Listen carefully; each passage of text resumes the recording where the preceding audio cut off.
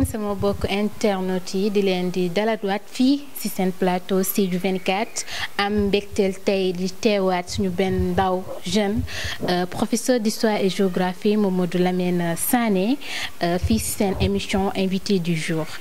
Asalaamaaleykum monsieur Sané. waaleykum salaam Nalia. ñu ngi lay dalalwaat fii ci émission bi invité du jour. di leen naa rek nga ay présenté wu suñu bokk internet yi. wala man la Mamadou Lamine Sané professeur d'histoire et de géographie au CM de Diendé, jeune collaborateur du ministre maire Abdoulaye Diop, maire de Sédhiou, ministre de la culture et de la communication.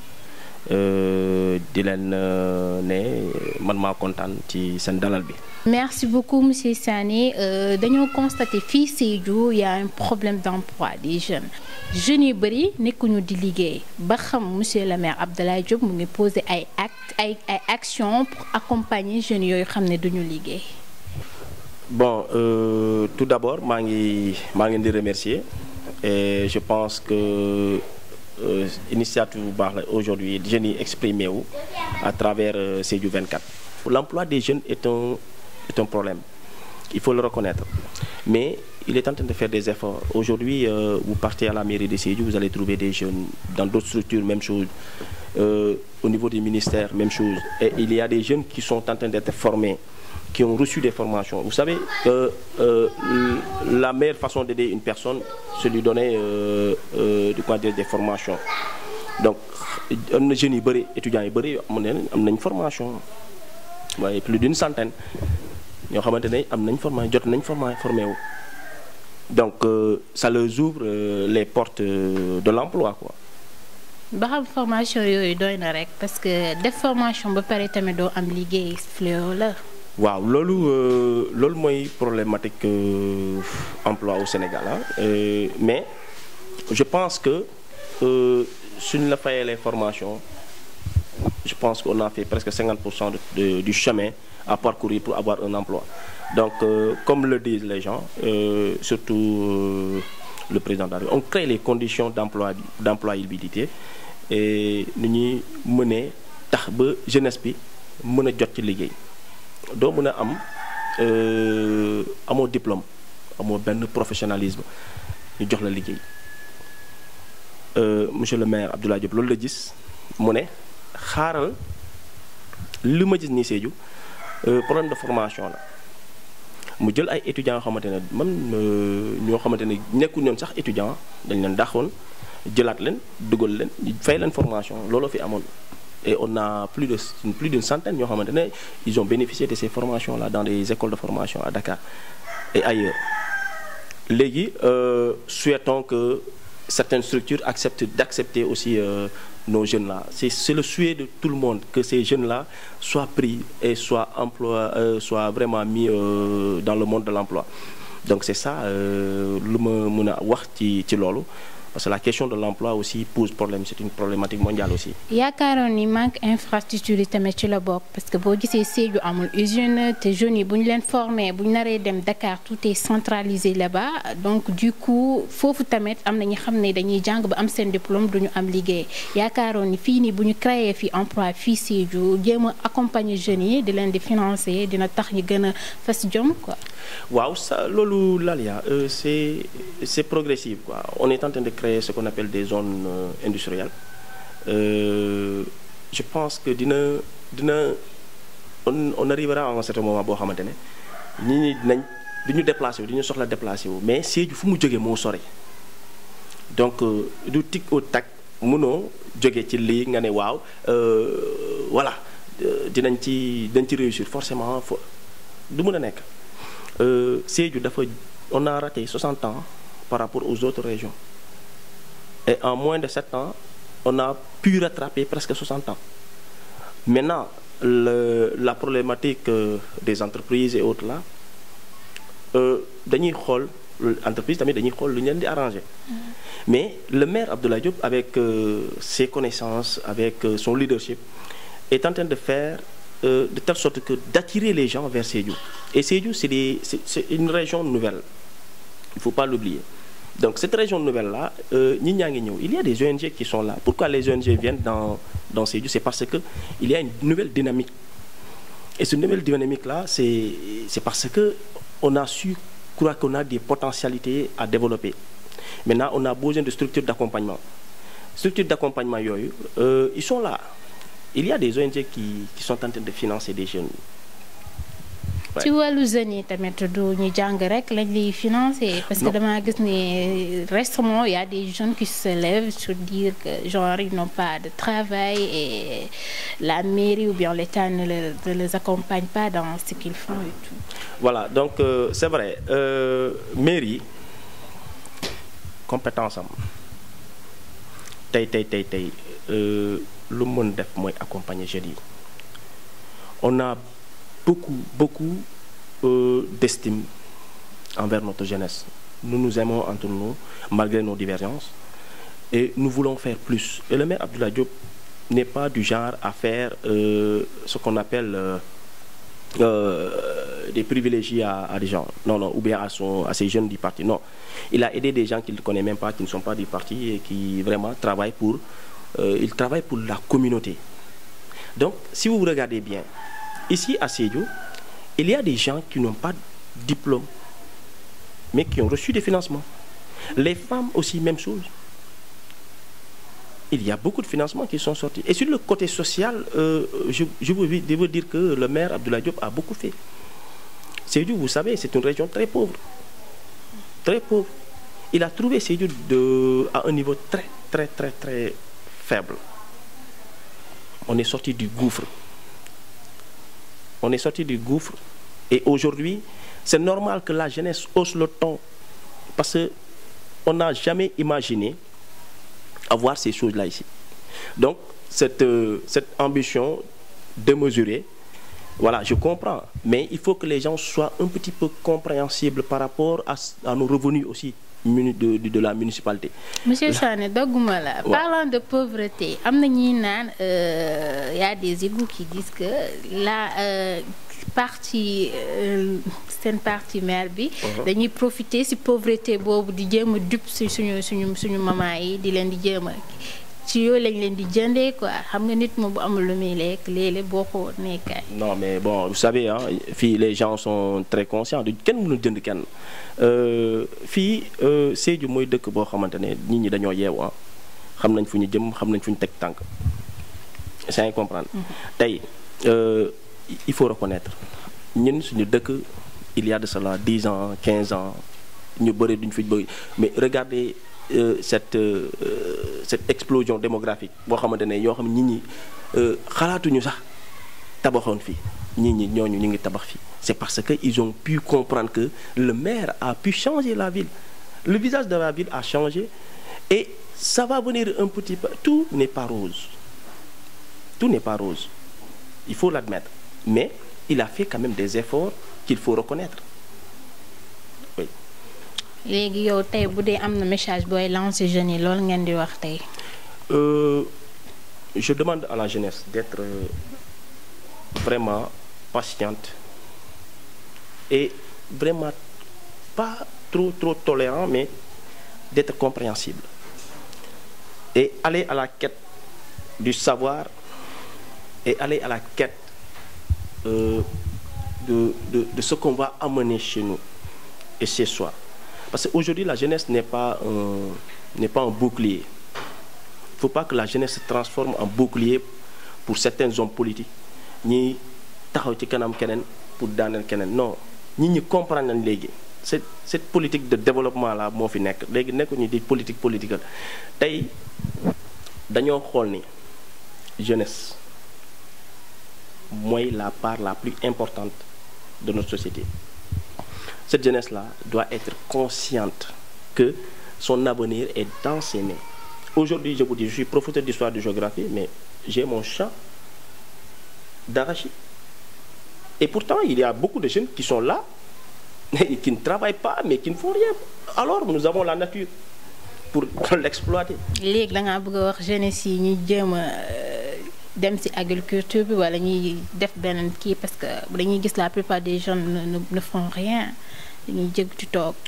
Vous savez, l'État ne peut pas tout faire, ça, il faut le dire. Il faut que nous comprenions, la jeunesse comprenne. L'État, le maire, le président du conseil départemental, nous le développons. tey lan la jeunesse bi consciente xam ne carrément ni c'est leur devoir de se lever, d'aller vers la quête des ressources. Les ressources sont là, hein. Nous avons tout ici à Sédhiou. Maintenant, peut-être que les jeunes ont besoin des mesures d'accompagnement, de formation. Maintenant, quand tu ne vas pas vers l'information, tu n'auras pas l'information.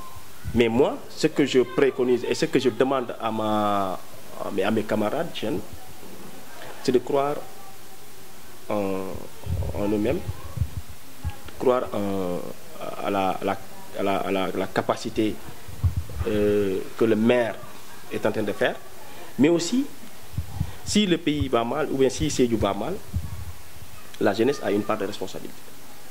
Si le pays va bien, si Sédhiou va bien, la jeunesse a une très grande part de responsabilité. Donc aujourd'hui, ne nous focalisons pas trop sur la politique pour nous les jeunes. C'est ce que je demande à la jeunesse. Il ne faut pas que cette jeunesse-là se focalise trop sur la politique. C'est l'entrepreneuriat. Aujourd'hui, même les pays les plus développés, la plus grande partie des jeunes ne sont pas dans la fonction publique. Ils sont dans l'entrepreneuriat, dans les PME, PMI, PME. C'est ça. C'est ça qui développe un pays, quoi. Monsieur le maire Abdoulaye Diop et l'actuel ministre de la culture, ba xam secteur culturel bu Sédhiou bi ñoo ngi sentir position boobu muy occupé. Bon, question boobu, je pense que acteurs culturels yi am nañ réponse. Parce que je vois des artistes qui disent qu'ils ne se sentent pas là-dedans, quoi. Genre.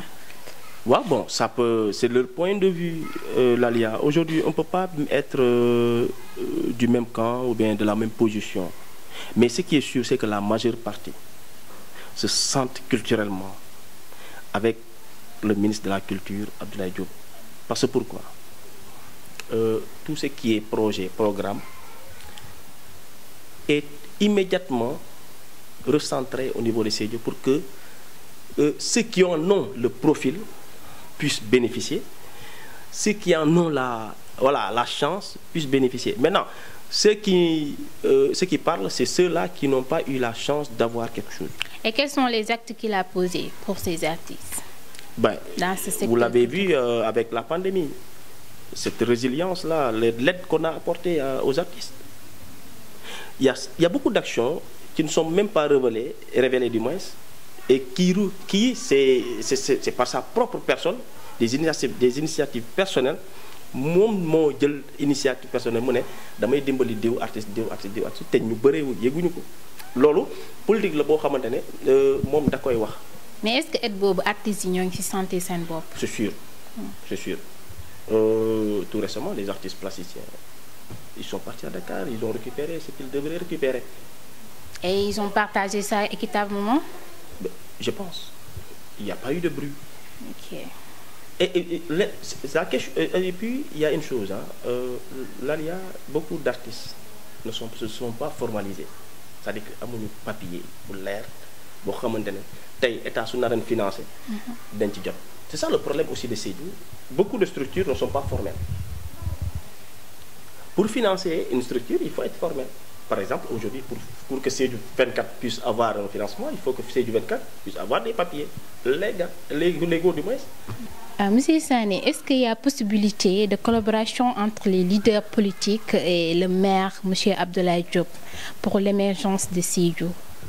Vous savez, le ministre Abdoulaye Diop, il a été élu pour faire développer Sédhiou. C'est pas pour faire plaisir aux yeux doux de certains. Donc, je pense que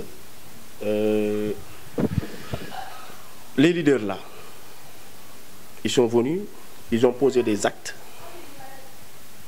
mais de la manière comme celle de Abdoulaye Diop ne sont pas les mêmes. Du benn am na ay leaders yoo xamante ni ñu ñëw seet xool nan laa mën a remplacer Abou Diop su ñu demee xool dañuy ragal daw parce que dañuy xam ne exigence bi laaj politique bu Sédhiou dafa metti Donc aujourd'hui, moi j'appelle à l'union, c'est vrai. Nous sommes tous des frères. C'est eux qui devraient se ranger derrière le ministre Abdoulaye Diop, c'est le leader de la région. C'est le leader de la région, c'est celui-là que le président a mis devant. Léegi yow soo bëggee bousculer kooku, c'est celui qui va perdre. Mais est-il possible de collaborer? Mais c'est bien possible s'ils mettent leurs ambitions démesurées de côté. C'est bien possible. S'ils mettent Sédhiou de devant, ça va aller. Mais s'ils mettent leurs ambitions ou bien leurs intérêts personnels de devant, mais ça ne peut pas aller. Mais dama bëggoon xam aujourd'hui, l'Afrique est entrée dans une crise, particulièrement l'Afrique de l'Ouest. Et on parle des présidents qui appellent au troisième mandat. Quelle est votre opinion sur ça? La question politique du président ne concerne que le président. Donc il a un cabinet politique. Je pense qu'il pourra répondre à ça. Mais ce qui concerne les crises politiques et au-delà dans la sous-région, je pense que les présidents ou les hommes politiques doivent revoir la manière de gérer. Et vous êtes pour ou contre ce troisième mandat que les présidents peuvent? Si le peuple en demande. Le peuple est souverain, le peuple est décideur. Si le peuple en demande, mais pourquoi? Qu'est-ce qui va l'empêcher? Au Mali, c'est le peuple qui a décidé que le président s'en aille. dugg nañu ci mbas mooy maanaam Covid-19 te Sédhiou fii récemment on a enregistré des cas même depuis avant. Quels sont les actes que la mairie a posés pour lutter contre ce virus? La municipalité a fait des gestes. Peut-être aujourd'hui, il y a eu ce qu'on appelle un petit peu de relâchement par rapport aux mesures barrières. Mais le maire est-il le premier à poser une action, à mettre sur la table de l'argent pour que le comité local de Covid-19 puisse gérer cette pandémie-là. Maintenant, lui, ce n'est pas lui qui gère la gestion du Covid au niveau local, c'est le gouverneur. Donc lui, ce qu'il fait, c'est apporter ses aides. Et nous avons aidé même au-delà de notre collectivité, au-delà même de la municipalité de Sédhiou. Nous avons aidé des collectivités, des maires dans le département. Et chaque quartier a eu des lots de masques. Nous avons distribué des gels. Même la jeunesse a acheté ses propres lots de gel, de masques et a distribué ça dans les mosquées, etc., dans les lieux de rassemblement. Maintenant, ça devrait là où les gens ont un petit peu piétiné le truc, c'est que nous, on n'a pas sensibilisé trop la population. Et aussi, ou bien c'est la population qui a un petit peu relâché par rapport aux mesures barrières. Mais ce que la municipalité devrait faire, l'a fait. Ne pensez-vous pas que c'est un manque de communication bien? Je pense que c'est un refus de la part de la population aussi d'accepter. Vous savez, c'est ce qui se dit en bas devrait se dire en haut. On a exigé le port de masque, les gens ont dit niet. Donc le respect des mesures barrières, même chose. On voit aujourd'hui, tu pars au marché, voilà, tu vois des femmes qui ne portent pas le masque. Et cela c'est pas lié à la municipalité. La municipalité, c'est d'amener des supports qui leur permettraient de respecter les mesures barrières, de se protéger et de protéger son voisin ou bien son cohabitant. Pensez-vous pas aussi que la mairie doit faire une campagne de sensibilisation pourvu que... La mairie ne peut que lancer des messages. Maintenant, c'est aux jeunes surtout. On a demandé, par exemple, aux jeunes de protéger les couches vulnérables, c'est-à-dire les vieux et les vieilles femmes. Voilà. Parce que c'est eux qui en périssent, la plupart, la majeure partie. Donc, c'est les jeunes, toutes structures, les ASC, les organisations, qui, de toute obédience confondue, devraient, surtout les jeunes, s'impliquer, être sur le terrain. Et je félicite d'abord le conseil communal de la jeunesse qui a fait ces actes pareils-là.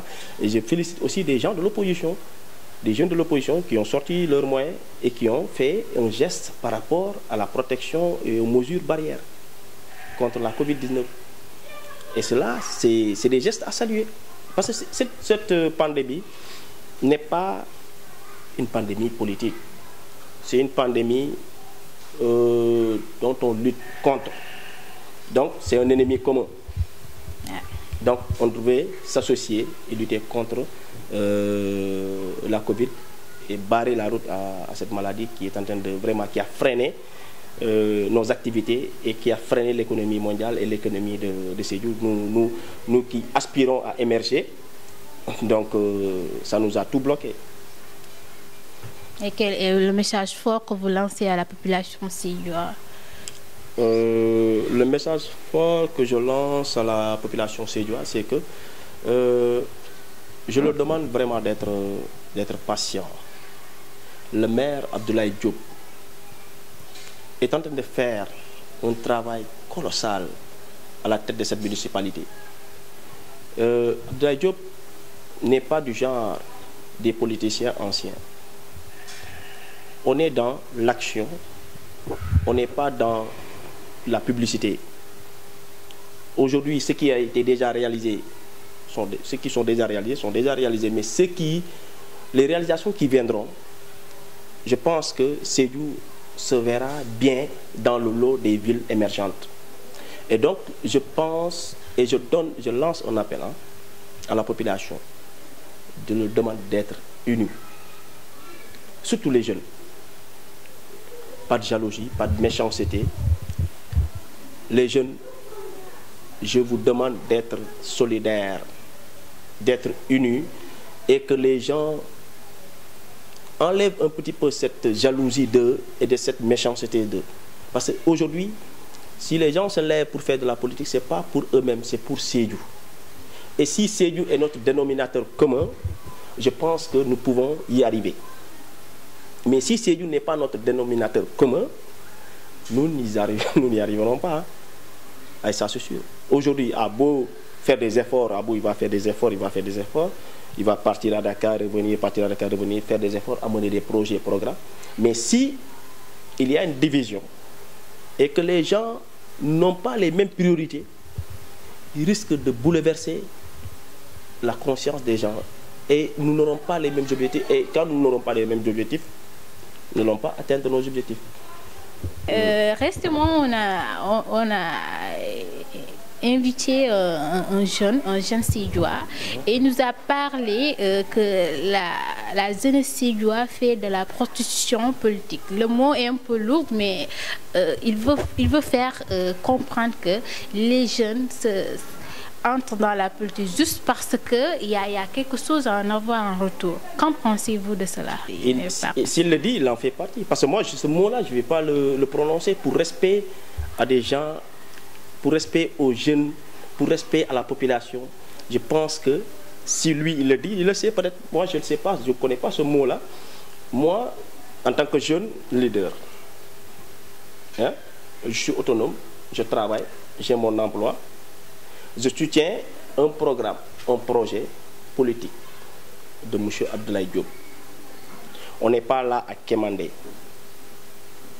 On est là pour accompagner un homme, le booster pour aller de l'avant, pour qu'il puisse amener des projets, qu'il puisse amener des programmes qui va arranger la ville, qui va développer la ville.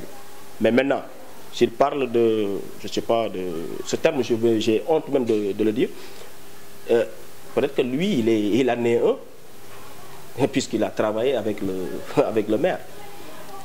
Peut-être qu'il ne se voit pas dedans, il n'a pas eu ses gains, donc il peut le dire.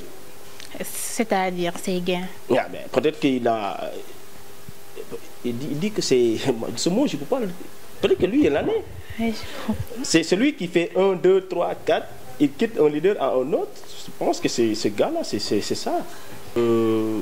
J'en profite aussi pour vraiment remercier mes camarades, mes grands frères, voilà, qui sont dans le cabinet. Voilà, certains sont... Je remercie le communal de la jeunesse en Soumana Sané. Remercier tous les jeunes, voilà, qui s'accordent à la politique de M. Abdoulaye Diop. Je pense que la politique, c'est pas facile, mais si vous mettez l'intérêt de Sédhiou devant, je pense que ça devient encore plus facile pour nous.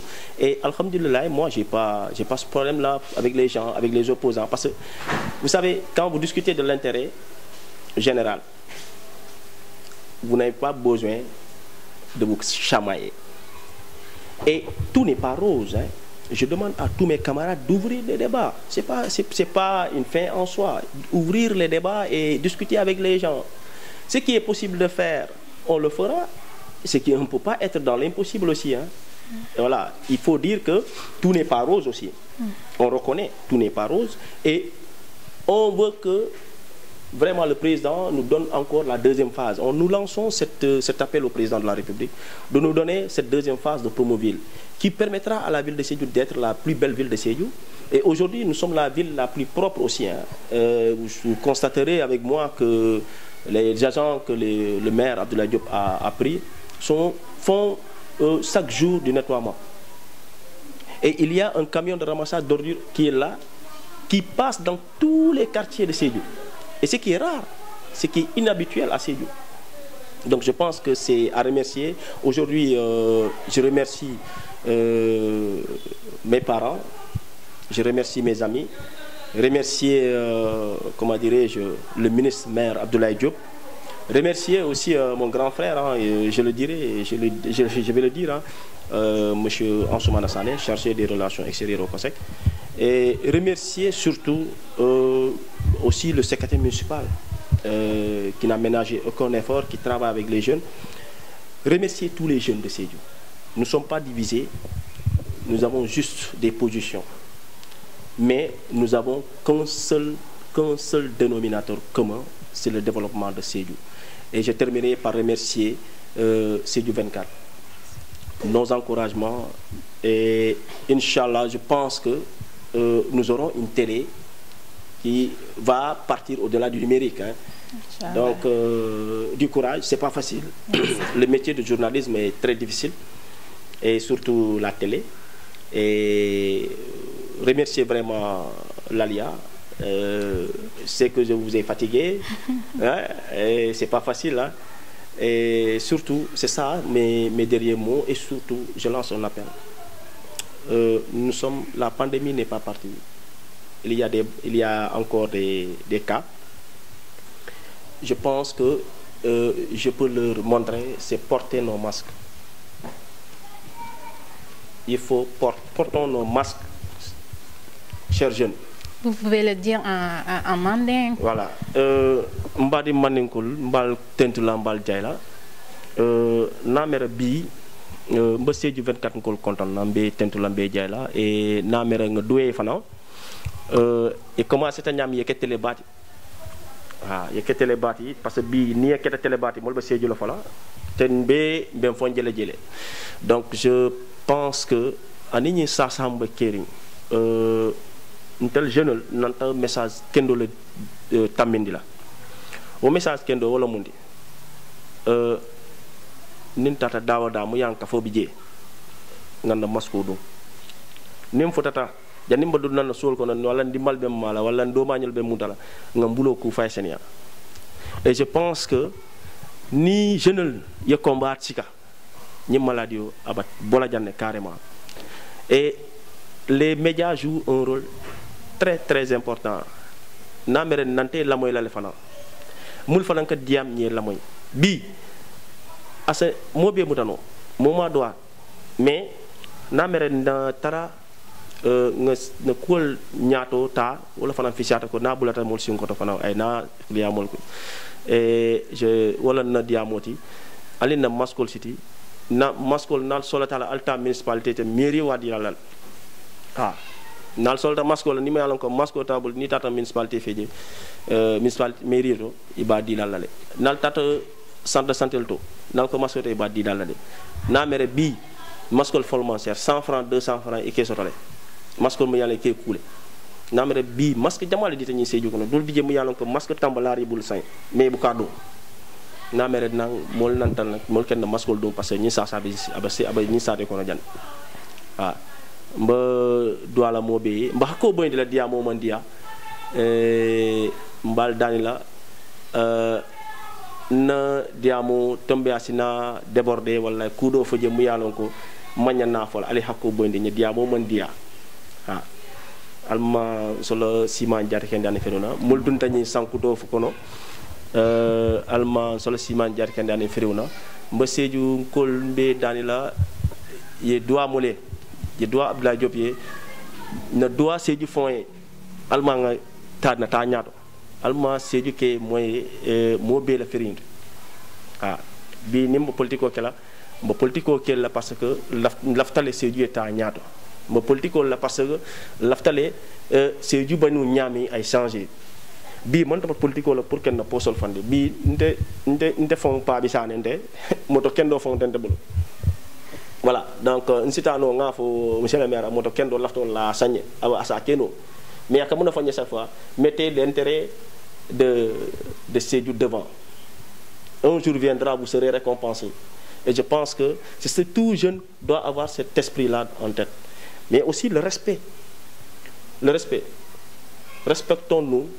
Je pense que si nous nous respectons, le débat sera, comment dirais-je, limpide. Et le débat, on en tirera des conséquences positives. Mais si les gens ne se respectent pas et que les jeunes prononcent des mots qui leur dépassent même, les gens ne se respectent plus dans cette ville, surtout au niveau de l'Internet. Les gens s'insultent, se disent du n'importe quoi. Or, je pense que c'est surtout une autorité. Il y a de ces mots qu'il faut éviter. Parce que demain, tu seras peut-être dans cette posture-là. Les enfants qui sont là, demain, t'insulteront. Donc, il faut éviter d'insulter ou bien de dire des choses, des paroles d'excès. Ne raisonnons pas par nos cœurs, raisonnons par l'esprit. Raisonnons par l'esprit parce que je pense que moi, ma pensée ne suffit pas. Allez, merci beaucoup monsieur Sané de la remercier teewaay bu fi teew ci Sédhiou 24 di ko fàttaliku waa Sédhiou suñu télé la ñun yëpp nañ ci jàppale ñoo bokk ak jeunesse bi surtout ñu liggéey pour avancement Sédhiou bi di remercier samay xarit yi ñëpp gis naa seen message ak seen woote yi kontaan naa ci trop Alias Sambou invité du jour. Allez, merci beaucoup, à la prochaine.